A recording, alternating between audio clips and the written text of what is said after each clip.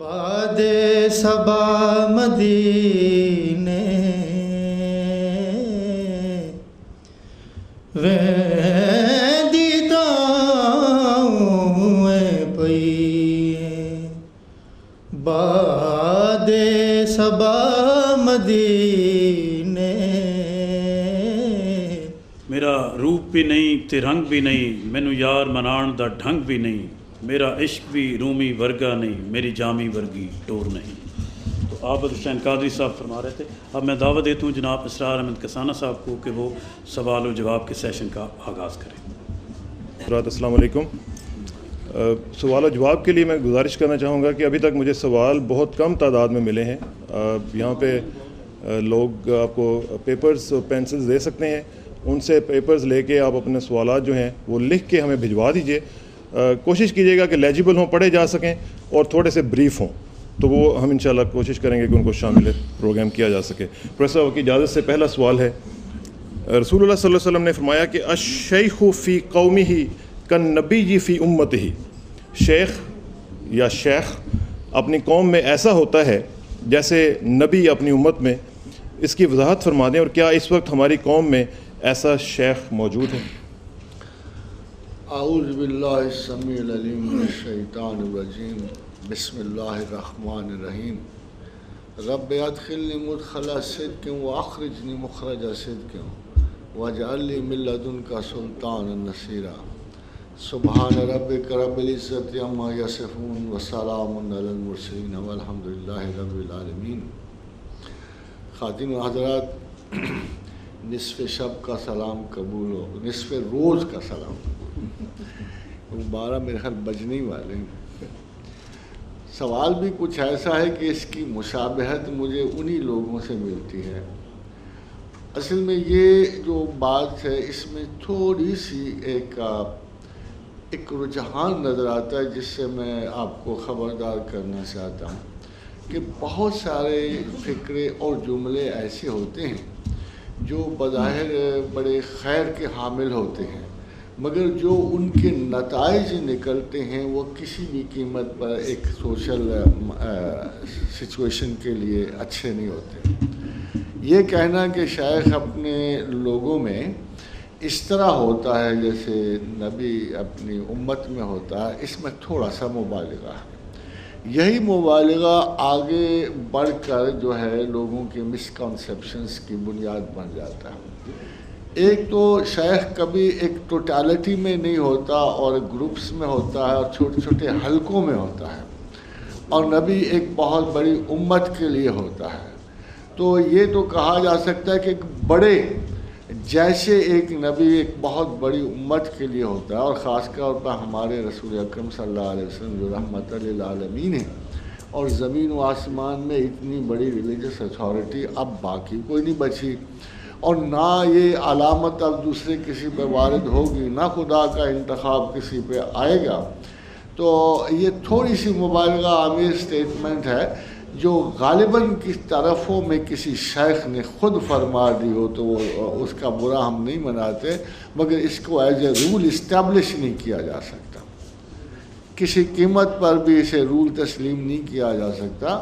شیخ بہرحال اپنے لوگوں میں اتنا بڑا نہیں ہوتا، بلکہ ہم اس شیخ کو غلط سمجھیں گے کہ جو توجہات کو اپنی طرف مبذول کر کے خدا و رسول کی حیثیت کو کم کر دیتا ہے۔ مگر نبی کو یہ حق حاصل ہے، جیسے آپ نے دیکھا کہ رسول اکرم صلی اللہ علیہ وسلم نے ایک دفعہ ایک صحابی کو بلایا اور وہ نماز پڑھ رہے تھے، تو وہ نماز پڑھ کے آئے تو آپ نے پوچھا دیر کیوں کی؟ فرمایا یا رسول اللہ میں نماز پڑھ رہا تھا۔ فرمایا آ جاتے تو اچھا تھا، یعنی اگر نماز پڑھے بغیر آ جاتے تو اچھا تھا۔ اس کی وجہ یہ نہیں ہے کہ رسول نے اپنی امپورٹنس شو کی ہے، اس کی وجہ یہ ہے کہ جب شرع اتر رہی ہو تو کیا پتہ اگلی نماز ہی کینسل ہو جائے۔ یہ کوئی پتہ نہیں ہوتا کہ جب شرع اتر رہی ہے اور قرآن اتر رہا ہے تو اگلے لمحے کسی حکم کا پتہ نہیں ہے کہ کیا حکم نازل ہو جائے۔ اس لیے نبی کی اطاعت جو ہے خدا کے احکامات سمجھنے کے لیے بہت زیادہ ضروری ہے، اور شیخ کے احکامات سے اختلاف ہو سکتا ہے۔ پروفیسر اگلا سوال ہے کہ حدیث قدسی میں ہے کہ میرے دوست میری قبا کے نیچے ہیں، جن کو میرے اور میرے خاص دوستوں کے سوا کوئی نہیں جانتا۔ اسی ضمن میں یہ بھی فرما دیجیے کہ کیا مخلوق خدا کی ملامت دوستان حق کی علامت ہے، اور کیا یہ بھی درست ہے کہ جو شخص خدا کو پسند ہوتا ہے مخلوق اسے پسند نہیں کرتی، اور جو اپنے نزدیک برگزیدہ بنتا ہے خدا تعالیٰ اس کو برگزیدہ نہیں کرتا؟ خاطر حضرات، اگر یہ رول ہوتا تو سب سے پہلے انبیاء علیہ السلام پہ لاگو ہوتا کہ ان کو خلق کی مزاحمت دی جاتی یا انکار دیا جاتا، مگر یہ کفر کے مقابلے میں ہے۔ مگر جو لوگ اللہ کے بندے ہوتے ہیں، جو تسلیم کرتے ہیں، جو محبتوں کا روپ اختیار کرتے ہیں، ان کی آپس میں بڑی شدید محبت ہوتی ہے، اور اللہ کے بندوں کو اپنے احباب سے، انبیاء سے بہت زیادہ محبت ہوتی ہے۔ والذین آمنوا اشد حبا للہ۔ اس لیے یہ رول نہیں ہے کہ خداوند کریم اپنے بندوں کو خفیہ رکھنے کے لیے ان کو رسوا کراتا ہے، یہ نہیں ہے۔ یہ ملامتیہ شیوخ کا اصول ہو سکتا ہے، اللہ کا نہیں۔ اللہ کا ایک اصول ہے کہ وہ جس سے محبت رکھتا ہے اور جس کی عزت کرتا ہے اسے لوگوں میں معزز کر دیتا ہے، اسے یعنی مدحت خلق کو بڑی مشہور حدیث ہے کہ خدا کا انعام سمجھو۔ پھر جس شخص پہ اس کے انعام وارد ہوتے ہیں، آپ دیکھ سکتے ہو کہ وہ مخلوق میں بڑا، میں آپ کو چھوٹا سا سیدنا خواجہ میرے علی کا ایک قول سنا دوں کہ کسی نے پوچھا ان سے کہ فَاذْكُرُونِي أَذْكُرْكُمْ وَاشْكُرُوا لِي، جو یہ آیت ہے، اس کا اللہ کو تو یاد کرتے ہیں لوگ، مگر اللہ کیسے لوگوں کو یاد کرتا ہے؟ تو آپ نے فرمایا دیکھتے نہیں ہو کہ جب بندے تو تھوڑے عرصے کے لیے ہوتے ہیں اور اللہ مستقل ہوتا ہے، تو جب وہ مر جاتے ہیں تو اللہ لوگوں کے دل ان کی طرف جھکا دیتا ہے۔ وہ جہاں آتے ہیں قرآن پڑھتے ہیں، وہاں ذکر کرتے ہیں، فاتحہ پڑھتے ہیں، اور مخلوق خدا ان کے مزارات پہ ہو کے اللہ کی یاد کو تازہ کرتے ہیں۔ تو یہ ایک بڑا مناسب، بڑا خوبصورت جواب ہے۔ یہ ہو نہیں سکتا کہ، البتہ ایک چیز جو اس میں خفیہ طور پہ کہ انما یخشی اللہ من عبادہ العلماء، کہ اللہ کے عالم اس کے عبادت لیں۔ علم ایک خصوصی درجات کی علامت ہے، کیونکہ اللہ تعالیٰ نے چونکہ عبادات پہ رتبے مقرر نہیں کیے بلکہ علم پہ کیے ہیں۔ وَنَرْفَعُ دَرَجَاتٍ مِّن نَّشَاءُ، جس کے چاہتا ہوں درجے بلند کرتا ہوں۔ وَفَوْقَ كُلِّ ذِي عِلْمٍ عَلِيمٍ، اور ہر علم والے کے اوپر ایک علم والا ہے۔ تو آپ کو پتہ ہے زیادہ بڑے عالم تھوڑے سے سینک بھی ہوتے ہیں، تو یہ عالمانہ عادات جو ہیں شاید عام لوگوں سے ہٹ کر جدائی اختیار کرنا، ایک نونمی اختیار کرنا، یہ لوگوں کی عادتیں ہیں کہ جو خدا کے حضور زیادہ قریب ہوتے ہیں، ان کے اپنے ایک ناز ہوتے ہیں، وہ خلق سے ہٹے ہوتے ہیں، وہ خلق میں آنا نہیں چاہتے۔ مگر اس کو دستور العمل نہ سمجھیے گا، کیونکہ ہم نے جب بھی کبھی مثال پکڑنی ہوتی ہے، جب ہم نے زندگی گزارنے کسی اعلیٰ ترین موقف کی تائید کرو گے، پھر اپنے رسول کے موقف کی کرو گے کہ وہ ایک بھی لمحہ زندگی سے باہر نہیں رہے، مجالس سے باہر نہیں رہے، مخلوق سے باہر نہیں رہے، اور وہ تمام یعنی سچویشنز میں اللہ کے رسول نے جو کانڈکٹ ہمیں سکھایا ہے ہمارے لیے وہی بہترین ہے۔ اگر اس کانڈکٹ کے مقابلے میں کسی بڑے سے بڑے ولی کا کانڈکٹ بھی کوئی تھوڑا سا مخالف جا رہا ہو تو ہم اس کو تسلیم نہیں کرتے۔ اگلا سوال ہے پروفیسر صاحب، سورہ اسراء کی پہلی آیت میں جس میں مسجد اقصیٰ کا ذکر ہے، وہ کون سی مسجد ہے؟ اسراء کے موقع پر پوری دنیا میں صرف ایک عمارت تھی جسے مسجد کہتے تھے، اور وہ مسجد الحرام تھی۔ مسجد اقصیٰ 68 ہجری میں تعمیر ہوئی، وہ کون سی آیات الکبریٰ تھیں جو رسول اللہ صلی اللہ علیہ وسلم کو دکھائی؟ کیا مسجد اقصیٰ سے مراد وہی ہے جو حضرت داؤد اور حضرت سلیمان نے قائم کی؟ پہلے اس کو ہیکل سلیمان کہتے تھے، پھر اس میں کچھ ترتیب میں چینج آئی، دوسری آئی، اس کے پریسنکٹس مٹ گئے، کیسیڈینز کے اٹیک میں دوبارہ پھر اس کو تعمیر کیا گیا۔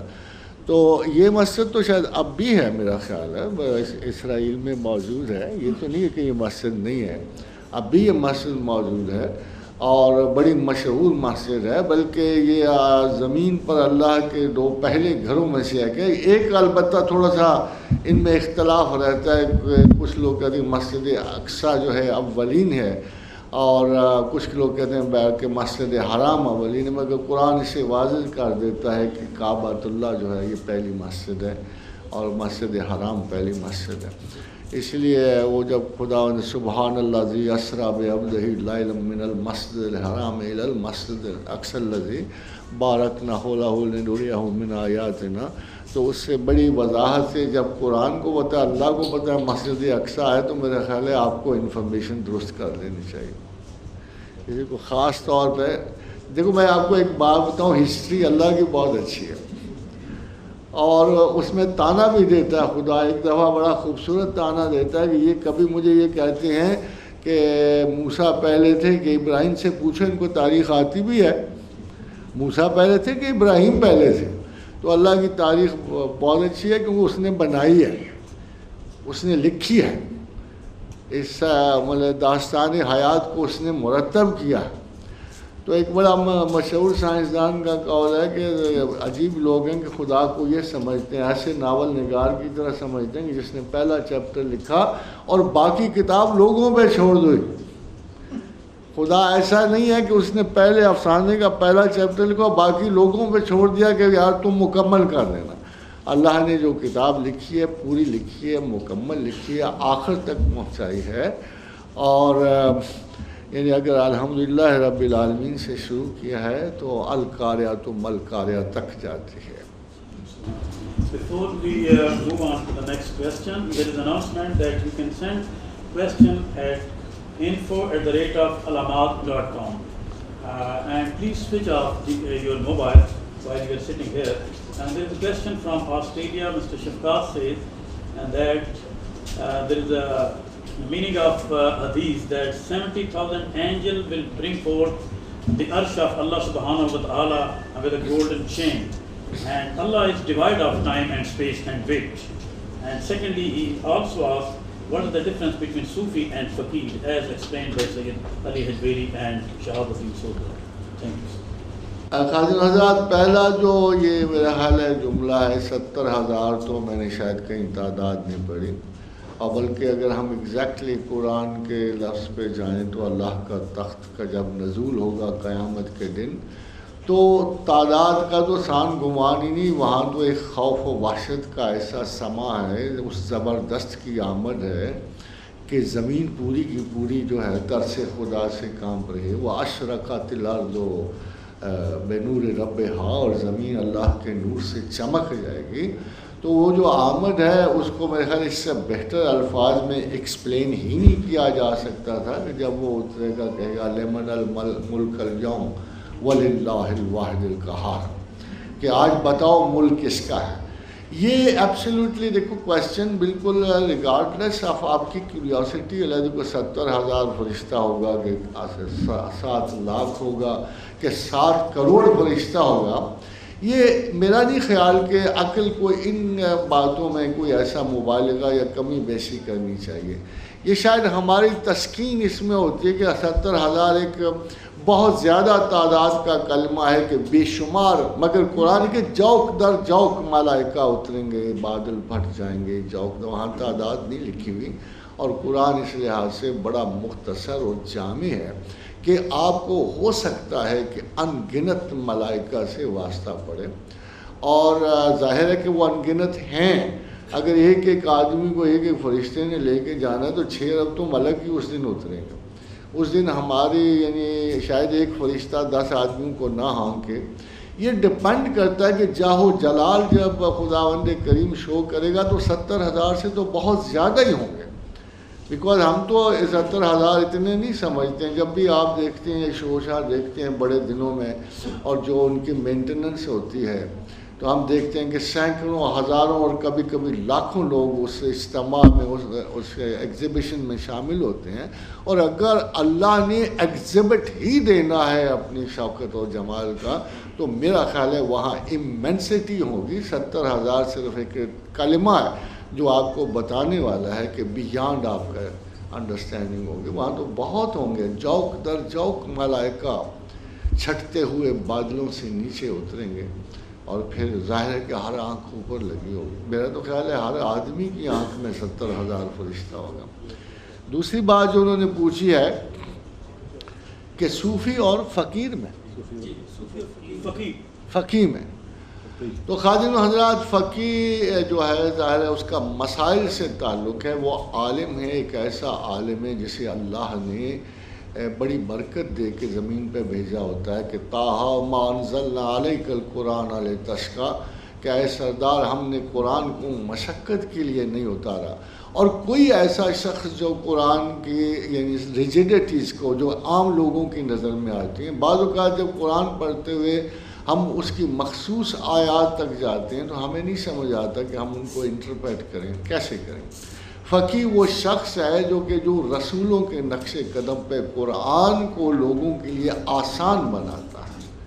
اب قرآن کا جو مقابلہ ہے وہ کسی صوفی سے نہیں ہو سکتا. یہ تو ممکن ہے کہ صوفی فقیہ بھی ہو اور ان کے فتاویٰ ہم نے کچھ صوفیاء کے فتاویٰ دیکھی ہیں، مگر اگر منصب دیکھا جائے تو صوفی جو ہے فقہ کے مسائل سے گریز پہ قائم ہوتا ہے اور فقیہ جو ہے خلق کی معاونت پر قائم ہوتا ہے، اور فقیہ کا رتبہ یقیناً 70 عالموں سے بھی زیادہ ہوتا ہے. If at all I have to یعنی اگر میرے پاس اختیار ہوتا کہ ایک فقیر میں اور فقیہ میں کس کو چنتا تو میں ایک فقیہ کو چنتا، بیکاز اس کا کام سنت رسول پہ چل کر مخلوق خدا کے لیے آسانیاں پیدا کرنا ہے، اور وہ یقیناً اللہ کے نزدیک زیادہ معتبر انسان ہے. ایک بات یاد رکھیے کہ اقبال نے کہا تھا کہ صوفی جو ہے he records an individual victory in time and space. جو صوفی ہے وہ ایک اکیلی زندگی ہے اور اکیلی جد و جہد ہے جو خدا کے حضور جو ہے بعد میں اگر اس کا فیض ہزاروں اور لاکھوں لوگوں کو بھی پہنچے، پھر بھی جب ایک صوفی میں نظر ڈالیں گے تو وہ ایک ایسا اکیلا وجود ہے جس نے معاشرے سے ہٹ کے خدا کے لیے جد و جہد کی ہے، اور وہ ایک مطلب ٹاپ بریلینس ہے، ٹاپ انٹلیکٹ ہے، ٹاپ جد و جہد ہے. مگر ایک انڈیویجول جو کسب ہے یا جو اکتساب کمال ہے اس کو ہم کسی صورت پر بھی اس سے میچ نہیں کر سکتے کہ جو مخلوق خدا کے فوائد کے لیے جو شخص جد و جہد کر سکتا ہے.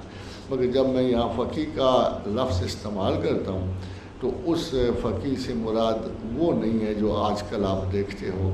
اس سے مراد تو امام ابو حنیفہ ہی ہو سکتے ہیں، امام محمد بن ادریس الشافعی ہو سکتے ہیں، احمد بن حنبل ہو سکتے ہیں، اور انس بن مالک ہو سکتے ہیں. اگلا سوال ہے پروفیسر، جب رسول اللہ صلی اللہ علیہ وسلم مکہ میں خانہ کعبہ کا طواف کرتے تھے تو کیا 360 بت وہاں موجود ہوتے تھے؟ حدیبیہ کے بعد جب رسول اللہ صلی اللہ علیہ وسلم اور صحابہ عمرہ کے لیے تشریف لائے تو کیا اس وقت بھی طواف ایسی حالت میں کیا گیا کہ بت خانہ کعبہ میں موجود تھے؟ خانہ کعبہ کو اللہ کا گھر کیوں کہا جاتا ہے جبکہ اللہ زمان و مکان کی قید سے آزاد ہے؟ یہ بات یہ ہے کہ میرا خیال ہے کہ آپ تھوڑا سا اللہ کی طرف سے پہلے سوال کا جواب تو یہ ہے کہ اسی سے ہی سبق ملتا ہے. جیسے آج کل فرض کرو کوئی کارٹون بنا رہا ہے، آپ کو غصہ آتا ہے، غیرت آتی ہے، مگر جس چیز پہ آپ کا بس نہیں چلتا وہ قرآن کی آیت جو ہے وَلَا تَهِنُوا وَلَا تَحْزَنُوا وَأَنْتُمُ الْأَعْلَوْنَ، تو سستی نہ کرو، غم نہ کرو. جب آپ کو اللہ غلبہ دے گا، اور بہت عرصہ جب مسلمانوں کو غلبہ نصیب نہیں تھا تو چاروں ناچار ان کو کئی ایسی کیفیتوں سے واسطہ پڑتا تھا جو شاید وہ مسلمان ہونے کی حیثیت سے برداشت نہیں کر سکتے تھے. مگر میرا خیال ان کو اللہ نے ڈکٹیٹ بھی نہیں کیا تھا، اور جب وقت آیا تو اللہ نے ڈکٹیٹ کیا کہ بتوں کی پلیدی کو میرے گھر سے دور کرو اور ہٹا دو. جب یہ صورتحال ہے، مگر ایک بات جو ہے وہ بالکل وضاحت سے حضور کی زندگی میں لکھی گئی ہے اللہ کے رسول میں، اور یہی بات سیدنا ابی بکر صدیق کے بارے میں لکھی گئی ہے کہ دونوں نے، ان دونوں حضرات مکرم نے اور محترم نے زمانہ جاہلیت میں بھی اور نبوت کی ڈکلیریشن سے پہلے بھی کبھی کسی بت کو سجدہ نہیں کیا تھا، نہ ہاتھ جوڑے تھے. نہ بچپن میں این ممکن ہے کہ کوئی کہتے کہ پیغمبر گزرتے ہوئے شاید کو سر نے اڑا گیا ہو، مگر ایسا نہیں ہوا. اور اگر آپ سچ پوچھو تو غار حرا کے مقاصد میں ایک مقصد یہ بھی تھا کہ اس نجاست سے، اس بتوں کی پلیدی سے جو مکہ میں جگہ جگہ بکھری ہوئی تھی، پیغمبر اس لیے باہر نکل جاتے تھے وہ شاید یہ مناظر برداشت نہیں کر سکتے تھے. اور ان کے ہوتے ہوئے بھی ان کی پیدائش کو بھی سامنے رکھیے کہ حضور وہیں پیدا ہوئے، انہی بتوں کے درمیان پیدا ہوئے، ان کو دیکھتے رہے، تو دیکھنا اور پیار کرنا اور ہے، دیکھنا اور نفرت کرنا اور ہے. تو یہ اس لیے کوئی اتنا ویلڈ کویسچن نہیں بنتا. حضور صلی اللہ علیہ وسلم نے اگر کوئی تھے بھی تو انہوں نے طواف بتوں کو تھوڑی کرنا تھا، انہوں نے تو اپنے رب کے گھر کا طواف کرنا تھا. مگر زیادہ مشہور یہی ہے کہ حضور جو حدیثیں ہمارے پاس مستقل اور مضبوط ہیں کہ ان دو حضرات کے بارے میں، چونکہ دوست بڑے اچھے تھے، ایک ہی انداز زندگی تھا، ایک ہی انداز فکر تھا. ثانی اسنین و صاحب فی الغار، تو دونوں میں ایک قدر مشترک جو بتائی جاتی ہے نبوت سے پہلے کہ انہوں نے کبھی کسی بت کو سجدہ نہیں کیا تھا، نہ ہاتھ جوڑے تھے، نہ سلام دعا کی تھی. حضرت ابو الحسن نوری رحمۃ اللہ فرماتے ہیں کہ التصوف ترک کل حظ للنفس، تصوف نفس کی ہر لذت کو چھوڑ دینا ہے. کیا اس کا مطلب یہ ہے کہ آپ دنیا کی تمام آسائشوں اور آسانیوں سے چھٹکارا حاصل کر لیں؟ خواجین و حضرات، ہم نے ماسٹرز کی جب سٹیٹمنٹ آتی ہے بہت بڑے ماسٹرز کی، تو ہم ان کو بہت پسند کرتے ہیں. شاید وہ ایک ہمارے اندر جو ایک بہت اعلیٰ درجات کی حصول کی خواہش ہے وہ بھی کام کر رہی ہوتی ہے.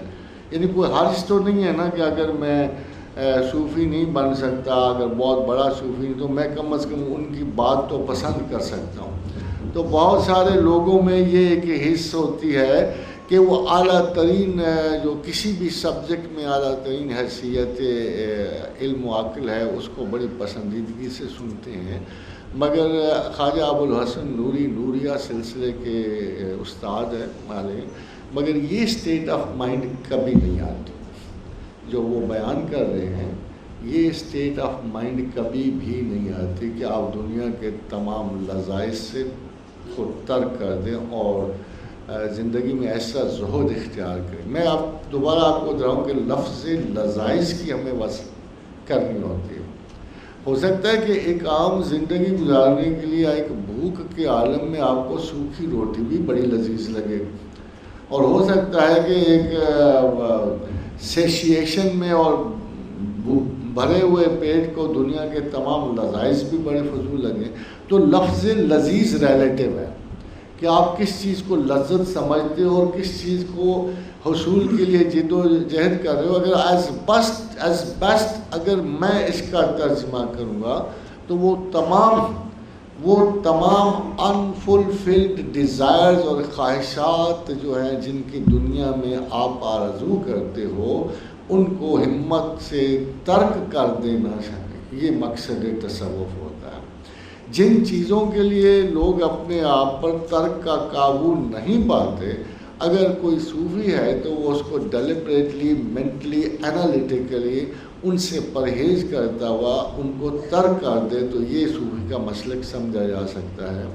یہ نہیں ہے کہ وہ دنیا سے کوئی بیزاری. بہت سارے اسکول آف تھاٹس میں نے آپ سے پہلے بھی کہا کہ بیکاری بن جانا، بلکہ ہمارے ہاں بہت سارے ایسے صوفیاء ہیں جن کا الحمدللہ جو بڑے امیر تھے، رئیس تھے، بلکہ ہمارے اپنے استادوں میں شیخ جنید ایک رئیس آدمی تھے، اور شیخ عبدالقادر جیلانی کے بارے میں تو اتنی نفاست طبع ہے کہ کتان کا جو سب سے مہنگا کپڑا ہوتا تھا کتان، اس کو صرف ایک مرتبہ اسی سے کاٹن نکلا ہے لفظ، تو ایک نفیس ترین کاٹن کو صرف ایک دن پہنتے تھے اور دوسرے دن اسے صدقہ و خیرات کر دیتے تھے.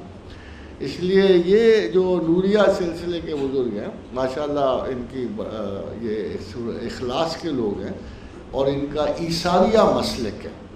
یہ ایثار پہ بنیاد رکھتے ہیں. ان کا خیال یہ ہے کہ تصوف ایثار ہے، اور ایثار تب آتا ہے جب آپ دنیا کے لذائذ کو ترک کر کے اپنے بھائیوں کے لیے ان کو چھوڑ دیں اور خود اختیار نہ کریں. مگر میرا خیال یہ کہ آپ لوگوں کے لیے یہ کافی ہے کہ زندگی اس طرح گزاری جائے، اور اس سے بڑا تصوف کوئی بھی نہیں ہے کہ جیسے رسول اکرم صلی اللہ علیہ وسلم نے زندگی گزاری ہے. میرا خیال ہے کہ آپ کو اچھا کھانا بھی کھانا چاہیے اور کبھی بھوکا بھی رہنا چاہیے. آپ کو انتہائی اچھا لباس پہننا چاہیے اور کبھی برے لباس سے گریز بھی نہیں کرنا چاہیے. آپ کو زندگی کے فرائض پورے بھی کرنے چاہیے، اور کبھی کبھی چھوٹ جائیں تو غلطی نہیں ہوتی، بلکہ انسان ہے، انسان سے کمی اور بیشی ہو جاتی ہے۔ تو میرا خیال ہے کہ اگر زندگی کو پروفٹ کے اصولوں کے تحت گزارا جائے، اس طرز زندگی کو اپنایا جائے، تو آپ صوفیوں سے بڑھ کے صوفی بھی ہو سکتے ہو اور سنت رسول کے بھی پابند ہو سکتے ہو۔ جب ہم کسی جذبے کا غلبہ دیکھتے ہیں کسی میں، کسی صوفی میں، تو ہم اس کی تعریف ضرور کرتے ہیں کہ شاید ہم میں ہمت نہیں ہوتی، اس درجہ آڈیسٹی اور سٹرینگتھ نہیں ہوتی کہ ہم آگے بڑھ کر اتنی شدت سے اس مقصد کو فالو کر سکیں۔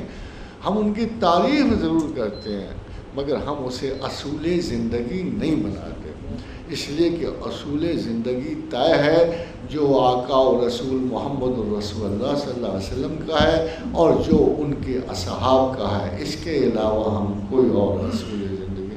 تصوف میں معراج فنا فی الرسول ہے، اور فنا فی الرسول کا مطلب ہے آئیڈینٹیفیکیشن اختیار کرنا طرز زندگی رسول حکمت سے صلی اللہ علیہ وسلم۔ خیال کی بات چلی ہے تو کینیڈا سے سلمان پوچھتے ہیں کہ what is the concept of خیال and how can we understand the difference between thought and the thinker؟ خادم حضرات، چونکہ کینیڈا میں بیٹھے میرے اس معزز دوست کو پتہ ہونا چاہیے کہ I may disagree with all the concepts prevailing in science about idea and the mind۔ میرا اپنا ذاتی خیال جو میں تھوڑا بہت قرآن کو سمجھتا ہوں کہ انسان سوچتا ہی نہیں ہے۔ میرا خیال یہ ہے کہ انسان میں ایک ریسیپٹیو موجود ہے جو خیالوں کو وصول کرتا ہے، پھر ان میں چناؤ کرتا ہے۔ میرا خیال یہ ہے کہ خداوند کریم نے وضاحت سے فرمایا کہ وَمَا تَشَاءُونَ إِلَّا أَن يَشَاءَ اللَّهُ، تم سوچ بھی نہیں سکتے اگر میں نہ چاہوں، تم چاہ بھی نہیں سکتے اگر میں نہ چاہوں۔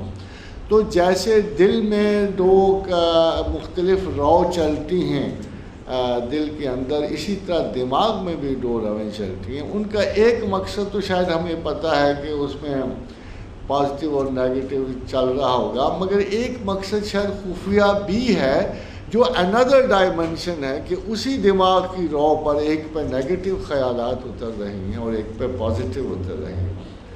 ہم سوچنے والے نہیں ہیں، ہمیں سوچوایا جاتا ہے، اور پروردگار عالم نے آپ کے ہاتھ میں ایک چوائس رکھ دیا جاتا ہے۔ اگر آپ دیکھو، اگر کوئی ورائٹی ہوتی انسانی تصور میں، اور 6 ارب انسان کبھی بھی ہم خیال نہ ہو پاتے، ان میں کچھ گروہ کبھی بھی ایک خیال پہ قائم نہ ہوتے۔ اگر ہر انسان کی خیال اور اس کی سوچ اپنی ہوتی تو یہ ورائٹی 6 ارب انسانوں میں ہوتی۔ مگر اگر ہم اوورآل ایک بڑا خلاصہ کر لیں انسان کی زندگی کا، ان کی حیثیتوں کا، ان کی فکری جہاد کا، تو پتہ لگتا ہے قریباً کوئی انسان اسپیشل انسان نہیں ہے۔ کوئی انسان، وہ اگر سائنسدان ہے یا صوفی ہے، کوئی اسپیشل انسان نہیں ہے، بلکہ کچھ لوگ جو ہیں وہ ادھر چلے جاتے ہیں، کچھ ادھر چلے جاتے ہیں، یہ پہلے سے اسرٹینڈ رستے ہیں۔ اگر میں آج کوئی صوفیزم کے بارے میں سوچ رہا ہوں تو 3000 سال پہلے مجھے یاد ہے کہ اس سے پہلے ڈایوجنیس دی ایلڈر بھی یہی سوچ رہا تھا۔ اگر آج میں زمان و مقام کے بارے میں سوچ رہا ہوں تو اسٹوئک دی زینو آف ایلیا بھی اسی طرح سوچ رہا تھا۔ کچھ انفارمیشن کے بڑھنے اور کم ہونے سے ہماری سوچوں میں اتنا بڑا فرق نہیں پڑتا۔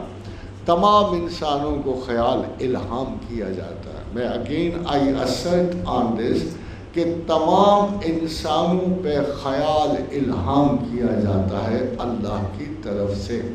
وَنَفْسٍ وَمَا سَوَّاهَا فَأَلْهَمَهَا فُجُورَهَا وَتَقْوَاهَا قَدْ أَفْلَحَ مَنْ زَكَّاهَا وَقَدْ خَابَ مَنْ دَسَّاهَا۔ ہم نے نفس انسان کو، انسٹرومنٹ کو بالکل درست کر دیا، اور پھر ہم اس پہ الہام کرتے ہیں خیال خیر اور الہام کرتے ہیں خیال شر۔ قَدْ أَفْلَحَ مَنْ زَكَّاهَا وَقَدْ خَابَ مَنْ دَسَّاهَا۔ پھر جس نے خیر چنی وہ کامیاب ہوا، جس نے نقصان چنا اس نے نقصان چنا۔ تو خادم حضرات، یہ ابھی وقت لگے گا، another 50 years at least if we keep on going، تو یہ راز کھل جائے گا کہ انسان سوچتا نہیں. اس لیے میرا خیال ہے کہ جو آپ نے سلیمان نے کوشچن پوچھا اس پہ میری رائے جو ٹوٹلی ڈفرینٹ ہے. تو انشاءاللہ تعالیٰ آگے ابھی اس میں تھوڑی سی میں آپ کو جدت کروں کہ پچھلے دنوں ایک ریسرچ آئی ہے. اس ریسرچ میں یہ تھا کہ انسان کوئی ڈیسیشن کر ہی نہیں سکتا. یہ بڑی ایک مزیدار ریسرچ ہے جو آخری ریسرچ ہے اس پہ. تو اس میں یہ تھا کہ ایک بہت بڑے ایک سائیکولوجیکل بورڈ نے یہ فیصلہ کیا ہے کہ انسان کوئی خیال سوچ ہی نہیں سکتا. سوچتا چاہے سوچتا رہے مگر ہر ڈیسیشن سے 6 سیکنڈ پہلے ایک ڈیسیشن اس کے لیبیڈو سے اٹھتا ہے جو تمام کو اوور رول کر کے اس سے فیصلہ کرا دیتا ہے. یہ ایک لیٹسٹ ریسرچ ہے جس پہ شاید ابھی قانون کا رتبہ اس نے حاصل نہیں کیا مگر مجھے یقین ہے کہ کچھ عرصے تک یہ بڑا فنی سا یوں سمجھیے کہ ایک آدمی مسجد کو جا رہا ہے اور 6 سیکنڈ پہلے اس کے دماغ میں ایک ایسا خیال دیا جاتا ہے کہ وہاں سے الٹ کے شراب خانے چل پڑتا ہے. اور ایک شخص کسی بہت بڑے بدنیت جیسی کسی اور کام جا رہا ہے اور 6 سیکنڈ پہلے اس کے ڈیسیشن پر کوئی چیز غالب آتی ہے اور اس کو کسی اور طرف لے جاتی ہے.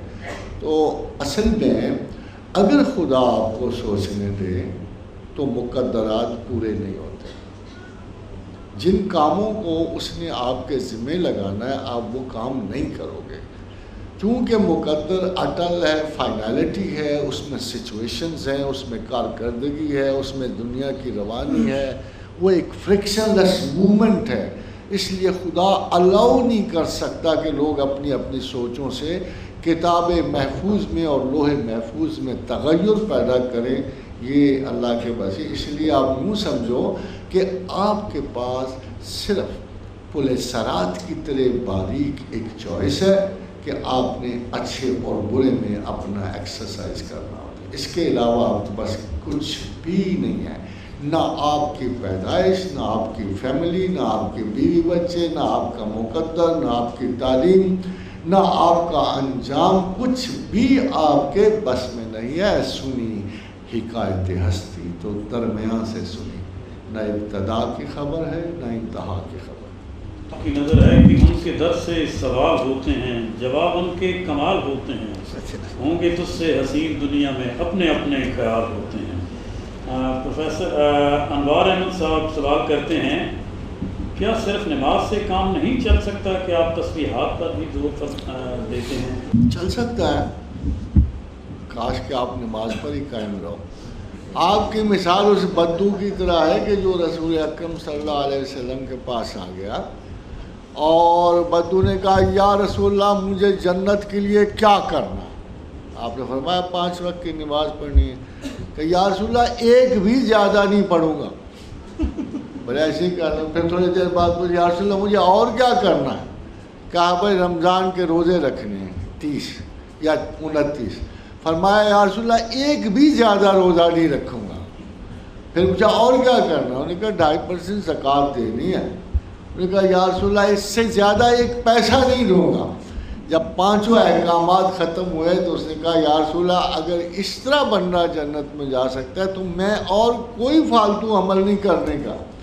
جب وہ پیٹھ موڑ کے چلا تو رسول اللہ صلی اللہ علیہ وسلم نے فرمایا کہ رب کعبہ کی قسم ہے اگر یہ اپنے عہد پہ قائم رہا تو جنتی. تو آپ یہ تو منیمم موسٹ ہے, آپ اسی پہ قائم ہو جاؤ.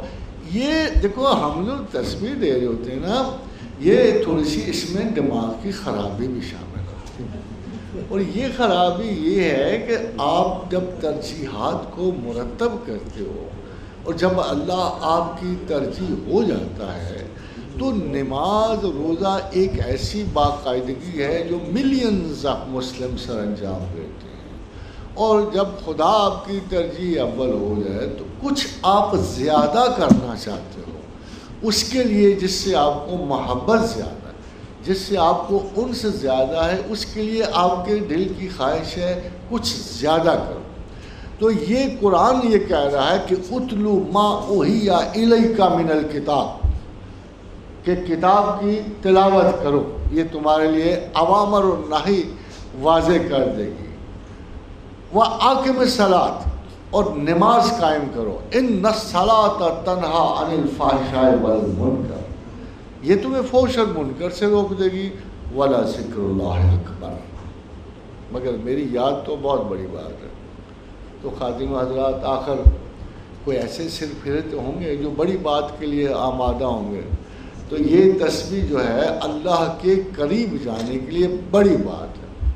اس کا پھر اللہ مزید ذکر کرتا ہے، جو مزید ذکر کرتا ہے کہ دیکھو آپ نماز تو سوائے وضو کے نہیں پڑھ سکتے، آپ کھڑے ہو جاتے ہو، آپ کا ایک مینرزم ہے، پہلے مسجد ڈھونڈتے ہو، ملا ڈھونڈتے ہو، بلکہ کیونکہ اوپر لکھا ہوتا ہے یہ جو بندی ہے یہ بریلوی مسجد ہے، وہ آپ مسجد ڈھونڈتے، سب کچھ ڈھونڈنے کے بعد جب آپ نماز پڑھتے ہو تو آپ کو پتہ لگتا ہے کہ یہ دوبارہ کرنا مشکل ہے، سفر کرتے ہوئے مساجد ڈھونڈنا مشکل ہے، مینرزم مینٹین کرنا مشکل ہے، مگر ایک چیز اللہ نے آزاد کر دی ہے، فَاذْكُرُوا اللَّهَ قِيَامًا وَقُعُودًا وَعَلَىٰ جُنُوبِهِمْ، کھڑے یاد کرو، بیٹھے کرو، کروٹوں کے بل کرو، مسافرت میں کرو، مقام میں کرو، تکلیف میں، عذر میں کرو، اتنی ایکسیپشنز ہیں۔ اور پھر اس کا کچھ تھوڑا سا اللہ کو یہ یاد اتنی پسند ہے کہ فرمایا الذین یذکرون اللہ قیاما وقعودا وعلی جنوبہم، بہترین بندے میرے وہ ہیں کھڑے بیٹھے کروٹوں کے بل مجھے یاد کرتے ہیں، وَيَتَفَكَّرُونَ فِي خَلْقِ السَّمَاوَاتِ وَالْأَرْضِ، اور زمین و آسمان کی تخلیقات پہ غور کرتے رہتے ہیں۔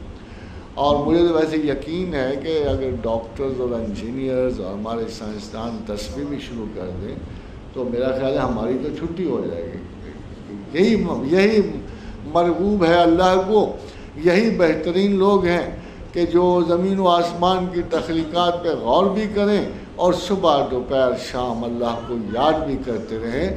تو خدا معمولات سے آگے بڑھنے والوں کو کسی بہتر صفات سے یاد بھی کرتا ہے، اور تسبیح کرنے والوں کی تو صفات اتنی اللہ نے بتائی ہیں کہ بڑے افسوس کی بات ہوگی اگر آپ اس منزل کو کوالیفائی نہ کرو۔ میری تو یہ کوشش ہے کہ آپ سب اللہ کے بہت محبوب بندے ہو جائیں، آپ بہت ساری خطائیں کریں اور اللہ بہت ساری خطائیں معاف کریں۔